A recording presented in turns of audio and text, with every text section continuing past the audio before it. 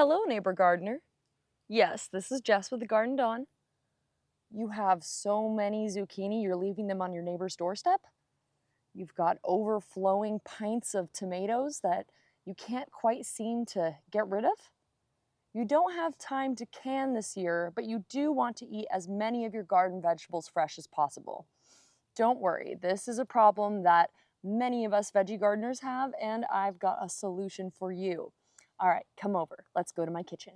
One of the key concepts that helps me eat seasonally, finish all my veggies from the garden, and not have food go to waste is the landing area. You may have already heard of this concept, but in case you haven't, a landing area is basically just a designated place in your house, usually in the kitchen or near the kitchen, like in the dining room, where you place the fresh fruits, veggies, herbs that you've recently harvested or bought from the store that don't need to go in the fridge. So this is mine right here. I keep fresh bread that I've baked up here, granola that I've made up here, and then veggies from the garden, like this giant thing of tomatoes and zucchinis you saw earlier, and this mint, mixed in with veggies from the store, like ginger, garlic, onions, that don't need to go in the fridge. So when I'm deciding what to cook, I don't ask myself what I want to eat. I ask myself what I have from the garden, and then what do I have from my pantry and from my last grocery store run to complement that. I'm not able to grow enough food to completely sustain myself on this little urban homestead that we have, but I am able to pretty much provide all of our fresh veggies for the family almost year round. In the winter, I do supplement a little bit more. But we have tons of kale and cabbage and brassicas and winter squash and stuff from our garden to get us through the winter. Instead of asking yourself what you want to eat, you ask yourself what you have and you cook with that first. Today, as of many days in the summer recently, I have so many tomatoes, these huge zucchinis and summer squash. I have an early pumpkin. I have some peppers. And in my garden, pretty much all year round, but right now included, I have tons of kale and other brassica greens that I don't harvest until I'm about to put them in the recipe because they wilt pretty quickly. But that's always in the back of my mind that I can always add some sturdy greens to whatever I'm cooking. When you have a ton of summer squash and tomatoes especially, and you need to cook them up, think about it this way. Squash and tomatoes are mostly made out of water. And while both of them taste really good in preparations raw or kind of al dente cooked just a little bit, when you have a ton of them, you want to go for preparations that are going to simmer them down, bake them down to evaporate off most of the water and to use the essence of the tomato, the essence of the squash. And that is how you're able to cook tons of, 20 tomatoes into a sauce, cook up 3 huge zucchinis that are kind of too big to eat, solo. You don't even need to think about the zucchini and the tomatoes being the star of the recipe. You just want to think about how they can beef up everything that you're cooking. I'm about to show you meals I cooked in the last 2 weeks that pack in a ton of zucchinis and tomatoes, as well as other early fall garden harvest abundances like peppers, cabbage, greens, pumpkin. I have early pumpkin, other summer squashes. And the idea here is not to give you an exact recipe, but rather to inspire you and show you what kind of preparations help pack in as much of your garden harvest as possible. I freestyle when I cook, and I base my cooking off of what I have on hand. So you might have less zucchinis than me and more tomato, or you might have a whole bunch of something I didn't even grow this year. And I don't think that cooking from recipes that give you exact amounts really helps gardeners eat up what they have when that's kind of the whole point. So these are all very freestyle recipes that will hopefully inspire you to freestyle your own. Just one final note before we get started here. I make my own veggie broth and it adds so much to my recipes, and it's really easy to do it. Basically, whenever you're cutting up a mushroom, an onion, celery, carrots, turnips, other sort of related root vegetables. Did I already say garlic?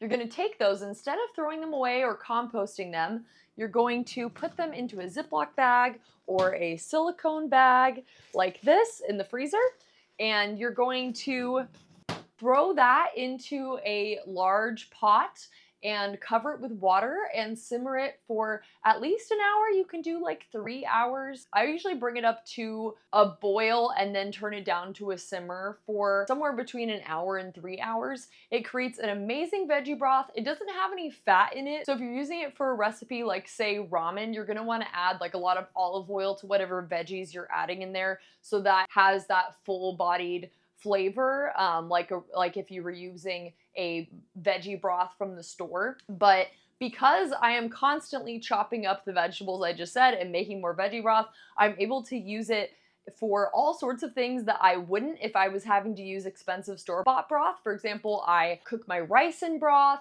I like to cook potatoes in broth, I like to use it when I need to thin out a sauce. You can use it for all kinds of stuff, and if you don't do that yet, you should. And when you're done with all of the scraps, when you strain them out of the broth, you can put those in the compost. It's really changed my life, and I highly recommend it.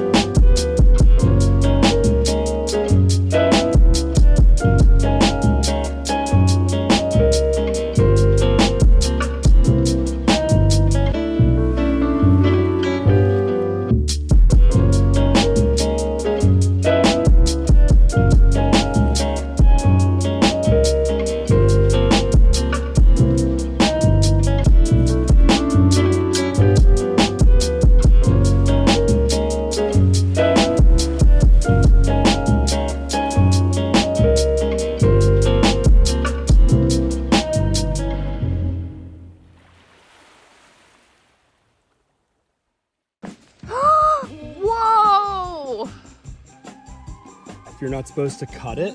And this is, all this lower growth is super good looking. Like, holy.